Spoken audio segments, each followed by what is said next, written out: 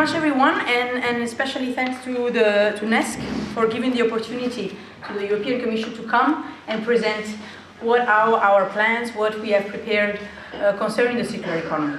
I am very glad to be here among experts, because then I can go and relatively fast on some of my slides that go again on the concept of circular economy, but I still would like to focus on a few points. You'll see that. What it's important is that I also wanted to say that I'm incredibly thankful about this opportunity, because I'm discovering, and then I'll bring to Brussels all the activities about circular economy that are clearly much more than what are known. And so it's a larger call that I'm making here to increase the exchange of information opportunities.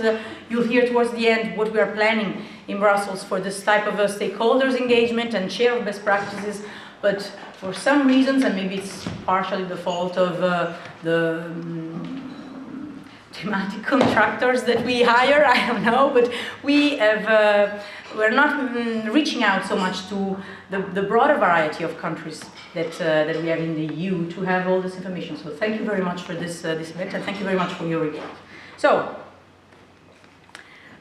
just to say and to clarify that yes, it is true that we have been focusing too much on the market economy. Still, it is what makes things go around to a certain extent. So I just want to clarify, or to give a sense that for us the circular economy is one way to combine environmental protection and the sustainability narrative with the economic narrative. So I would not bring down too much this value. It's really important, and I think that it's because of the economic aspects and the economic opportunities of the circular economy that it has reached such a big level of interest in Ireland, but certainly, as I said, in Europe. In the past 4 or 5 years, it's amazing the impact, the interest that this policy has brought about.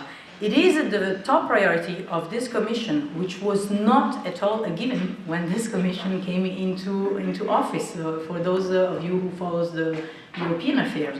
So it's a major, you would see in the 10 Juncker's priority, you would not really find the word environment or sustainability at all.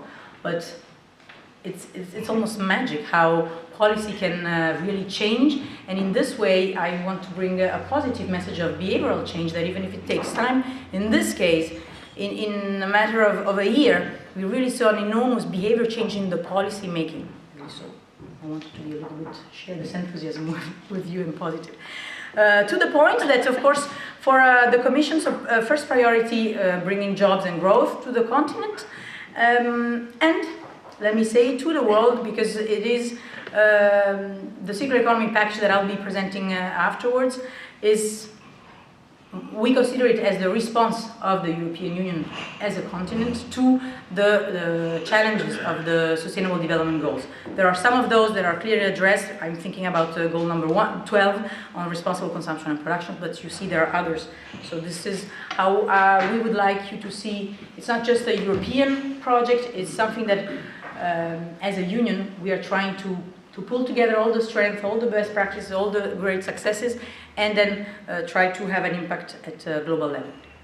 I'll skip completely this on going through what are the main points of circular economy, you know that, and then I'll just go to this one. So in last year, as Simon said precisely in December 2015, we have adopted, now it's a little bit more than a year, we have adopted this package, which comprises 54 action, and then a list, all listed as initiatives, and then they span through different areas, you'll see that, and then 4 specific legislative proposals of waste.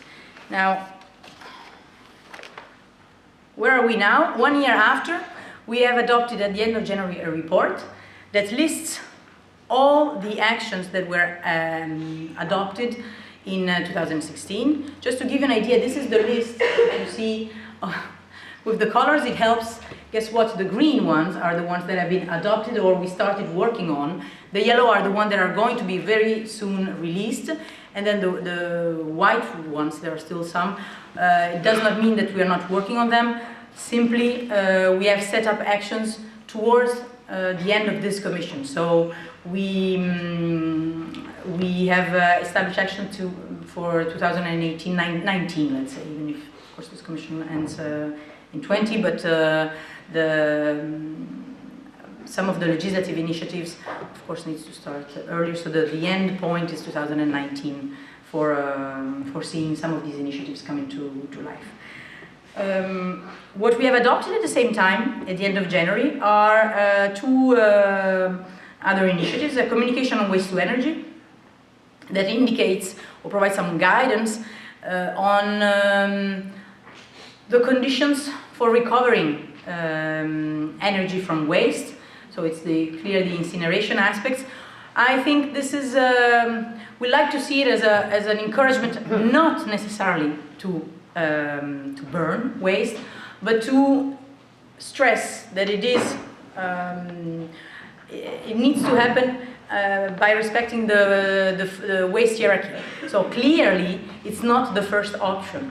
First, we need to focus on the prevention of waste. This is clear, and then down. And then any incineration has to be given priority and even qualification only if it allows energy recovery. Incineration for incineration, it's really not to be taken into consideration. So it's not a legislative document, it's just guidance, because you can imagine the link with the use of the cohesion policy funds.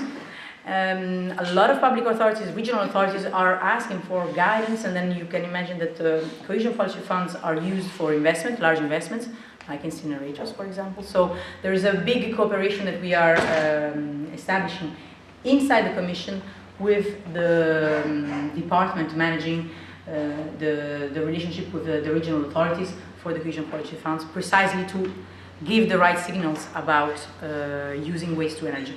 And the other element that we put forward, a little less known, it's a proposal for amending a directive for the restriction of hazardous substances. Now, the aim of this directive is not necessarily on the circular economy, but what we wanted to point out is that we found out that there were some aspects that were in the directive that were clearly calling for a circular economy change of vision.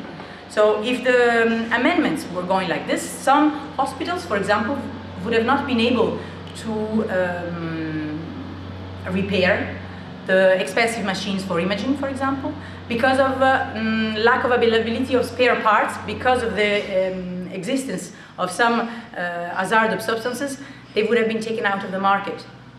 So this, and this is really only due to the introduction of the circular economy thinking in the policy making that had the intelligence, if I can say so, to see how a small aspect of this directive was going to have an impact on health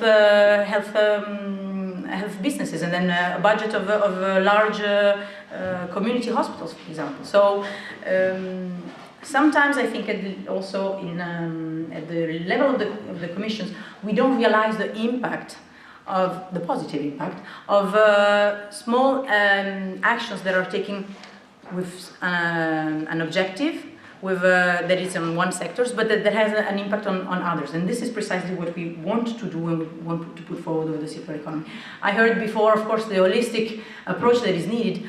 This is a little bit of what I think is one of the small response to trying to have this holistic approach in policy making and in lawmaking. So let's go to the action plan per se. 4 key areas: production, consumptions, waste management, and recovery of secondary raw material, or creation of markets for secondary raw materials. And 5 priority sectors: bio-based product, plastics, food waste, critical raw materials, and construction and demolition waste. Would not focus so much on the priority sectors per se, because we have received a lot of criticism, and I would like to take this opportunity to clarify that the actions that we propose for the 4 key areas have an impact on many sectors, on almost all sectors of productivity, and on many resources. water included. So the fact that we did not identify, for example, water as a priority sector does not mean that it is not recognized as a priority. In fact, there are some even legislative proposals that we're putting forward in the perspective of circularity for water reuse. It only means that the policy per se has been built like this. So I would just encourage, if you are part of discussions where there are criticism of that sort, to explain further that we should not be blocked in our own sectors, but really think transversal, like we are trying to do with this package. So instead of going into the details of the initiatives, I thought that it could have been more interesting to present a few details of the initiatives that we have adopted in 2016. So, but I'm available, of course, for other questions afterwards, and even bilaterally after today. So, for production, eco-design. I heard that we are thinking too much about waste, and we are taking the problem by the end, when we should in fact start from the beginning. I think the eco-design directive and all the regulations around are probably the worst understood piece of legislations, and then as a policy, the one that allows for more misunderstanding. I'd heard that we shouldn't deal with very small things, when in fact, when you calculate the impact of some measures that would fall under the remit of the eco-design, in this case working plan, but eco-design directives, we have established that some of these measures would allow for energy savings and water savings that are equivalent to the energy consumption of Italy by 2020 or of Sweden by 2030. So we're not talking about small things that impact on everyday's life, and then so you don't want to, and I'm sorry to be so European-centered, you don't want Europe to tell us what we should do, because again, I would like just to echo some of the criticism that we receive. This is not small, this is very large, and then we would like to do something, to act upon this. So we have adopted a working plan, which means that for the next 3 years, we will try to look into durability criteria, recyclability, dismantleability criteria in a series of products. So this is what we mean when you might hear introducing circularity criteria into eco-design. This is what it means. Some of these products are PV photovoltaic panels, electric kettles. So there are a series of products, 7 new, that we believe would impact in the way they are built. We are also for production, so it's not only the products, but the way we produce, so production lines. Some of you know what a brief is? No, excellent. So it's it means that you have other type of more interesting reading.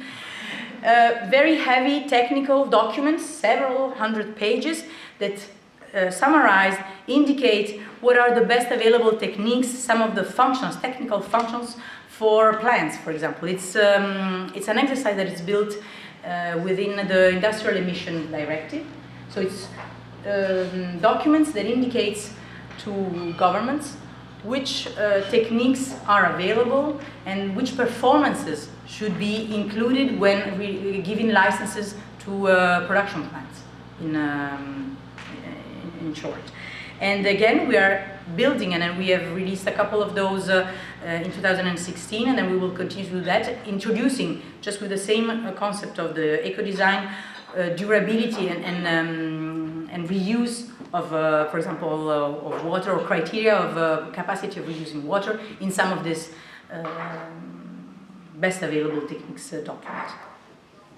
Consumption. Big area of intervention. I heard also this morning a lot of calls for changing behaviors. I think this is really key. What are we doing? I must be honest, I don't think we're doing enough. But we're really trying hard, which is already a start. We have in place a series of labels, the EU eco-label, but we are, others that exist in the continent, in the Union, that pursue similar aims.